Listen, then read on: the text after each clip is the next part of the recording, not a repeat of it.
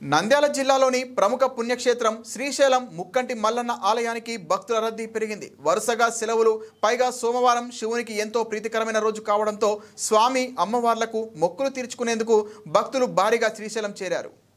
భక్తులు వేకోజాము నుండే పాతాళగంగలో పుణ్యస్నానాలు ఆచరించి శ్రీ బ్రహ్మరాంబ మల్లికార్జున స్వామి అమ్మవార్ల దర్శనార్థమై క్యూ లైన్స్లో దర్శన కంపార్ట్మెంట్లలో బారులు తీరారు. శ్రీ స్వామి అమ్మవార్ల దర్శనానికి సుమారు 1 గంట సమయం పడుతోంది. మరోపక్క భక్తులు రద్దీ దృష్ట్యా శని, ఆది, సోమవారాలలో ఆర్జిత అభిషేకాలు, కుంకుమార్చన నిలుపుదల చేసిన అధికారులు సామాన్య భక్తులకు ఉచిత, శీఘ్ర, అతి శీఘ్ర దర్శనానికి కూడా క్యూ లైన్ల ద్వారా స్వామి అమ్మవార్లను దర్శించుకుంటున్నారు.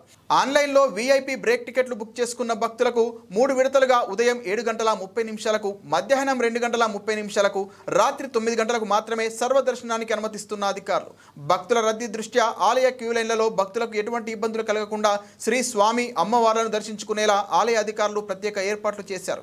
దర్శనార్థమై క్యూ లైన్లు, కంపార్ట్మెంట్లలో ఉన్న భక్తులకు ఎప్పటికప్పుడు అల్పాహారం, బిస్కెట్స్, మంచినీరు అందిస్తున్నామని దేవస్థానం అధికారులు తెలిపారు.